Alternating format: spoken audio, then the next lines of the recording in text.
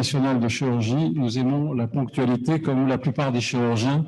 Nous aimons à la fois la ponctualité, la rigueur et également les rituels, être ensemble, en famille, pour partager l'ensemble des disciplines de la chirurgie, les avancées et défendre l'excellence de la chirurgie française en francophonie et dans le monde.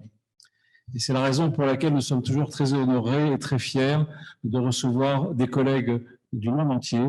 On a le plaisir d'avoir aujourd'hui le professeur Loda qui vient d'Argentine et qui merci chers collègues. Et donc c'est un plaisir. On a d'autres collègues éminents qui viennent nous quitter. Un collègue algérien d'Alger, chirurgien orthopédiste, qui est reparti à la réunion de la SOFCOT qui a lieu parallèlement aujourd'hui au Palais des Congrès. Alors, on a, comme d'habitude, quelques messages d'information à vous donner. Simplement, le premier, c'est celui de vous rappeler l'occurrence et la survenue d'un énorme événement qu'on organise le 28 et le 29 novembre, ici même, dans l'espace qui est juste derrière, qui est le réfectoire du couvent des Cordeliers. C'est les rencontres internationales de la chirurgie francophone. C'est la deuxième édition de cet événement. L'année dernière, on a eu 42 pays qui étaient présents, en présentiel et à distance. Et on a eu des chirurgiens du monde entier, aussi bien de la francophonie classique de l'Afrique du Nord, de l'Afrique subsaharienne, mais également de l'ensemble des continents, des Asiatiques, de l'Amérique du Nord, d'Amérique du Sud, etc., des Européens. Et donc, c'est un plaisir de voir à quel point l'influence de la chirurgie française rayonne encore, heureusement, dans l'ensemble des continents du monde entier. Tout ceci au service d'une philosophie du partage solidaire, de la connaissance et de l'expertise, et en même temps d'un souci qui est le nôtre, qui est de faire qu'une académie n'est pas une instance conservatrice du passé. On est heureux d'être les héritiers du passé de Louis XV, mais on est aussi à l'avant-garde de la réflexion sur l'innovation, la recherche et la mutation de la chirurgie qui devient un domaine de ce que nous voulons soutenir, des pratiques opératoires, qu'elles soient menées par des chirurgiens issus des filières chirurgicales que par des médecins, qu'on appelle entre guillemets avec un mauvais mot qui s'appelle médecins interventionnels, mais en fait ce sont des médecins opérateurs qui font des opérations à l'intérieur du corps humain, avec des techniques moins invasives, moins agressives et qui sont accessibles par des outils plus perfectionnés dont on ne disposait pas antérieurement. Et donc, l'évolution de demain, c'est une chirurgie mini-invasive, en respectant aussi les besoins de la chirurgie la plus complexe, la chirurgie qui demande l'expertise de la main et de l'œil. C'est aussi la chirurgie, la microchirurgie, qui ne sera pas faite par des robots. Un certain nombre d'actes qui demanderont une expertise particulière de la chirurgie, au sens que nous l'entendions il y a encore quelques années. Voilà, donc on est dans un processus de mutation des métiers de la chirurgie qui fait que nous avons besoin de dire qu'aujourd'hui, notre académie, c'est l'Académie nationale de chirurgie et des pratiques opératoires innovantes. C'est notre nouveau nom et c'est comme ça que nous voulons aller vers les plus jeunes d'entre nous au sein de notre académie, des chirurgiens, mais également des médecins opérateurs et des équipes chirurgicales dans lesquels il y a non seulement des médecins, mais il y a aussi des médecins opérateurs, mais il y a aussi une équipe, il y a des médecins anesthésistes dans lesquels on ne serait rien, et il y a des techniciens de différentes disciplines de recherche, des industriels, qu'on veut absolument intégrer en tant que membres libres de l'Académie, faire avancer le processus d'évolution de nos disciplines. Aujourd'hui, on va en parler dans quelques instants, l'ORL va faire la démonstration que vous êtes véritablement les chirurgiens ORL dans cette évolution de votre métier. C'est ce que vous allez illustrer au travers de votre discipline.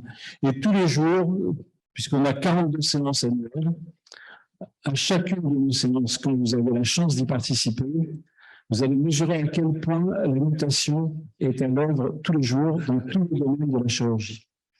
Donc, merci à tous de participer à cette prise de conscience de cette évolution sociétale, des besoins de santé auxquels nous devons répondre et sur lesquels nous avons des réponses particulières que la communauté médicale et opératrice est en mesure d'apporter pour nous soigner, pour faire former les patients et devenir véritablement des citoyens au service d'autres citoyens qui souffrent.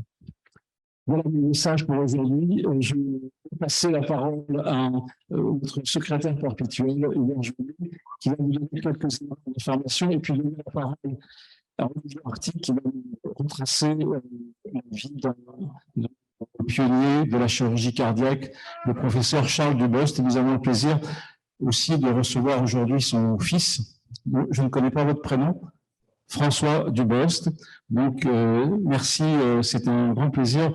Moi qui suis chirurgien vasculaire, je me considère comme un élève de Charles Dubost. Et je vous remercie.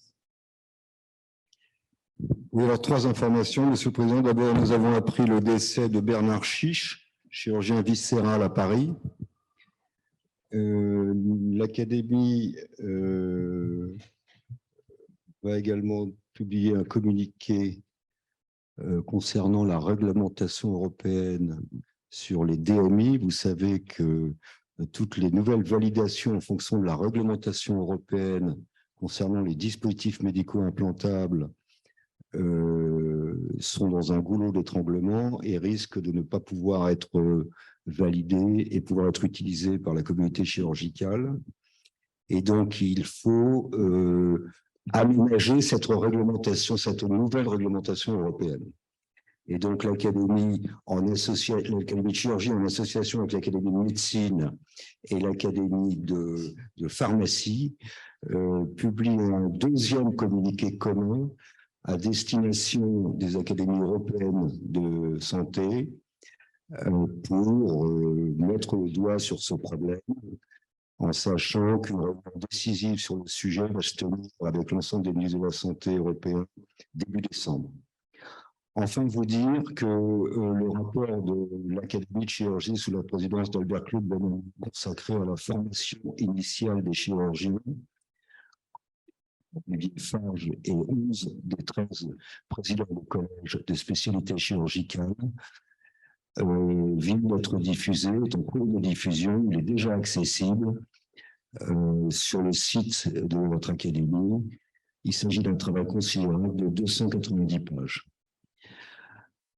Voilà, Monsieur le Président. Merci. Juste un mot pour compléter sur l'importance de ce rapport.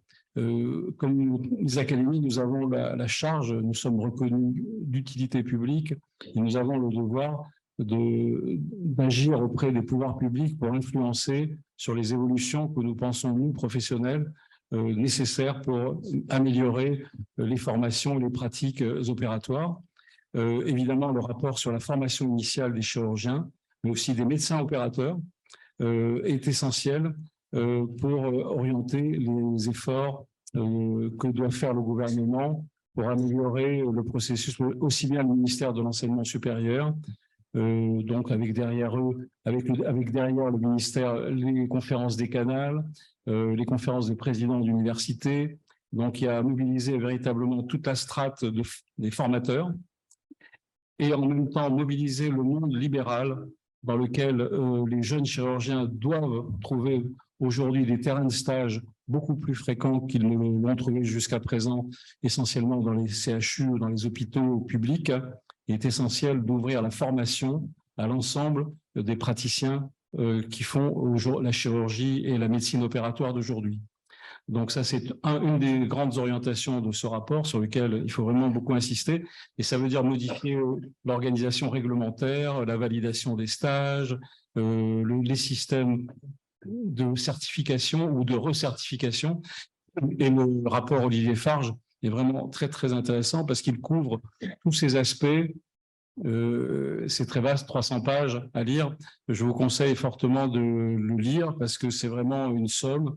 Ils ont auditionné énormément de collègues, aussi bien des praticiens que des étudiants, que des internes, des chefs de clinique, des doyens, des présidents d'université, des responsables administrateurs, civils, politiques, etc.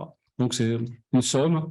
Et voilà, on est content que l'Académie nationale de chirurgie puisse apporter ce travail de réflexion à l'ensemble de notre communauté.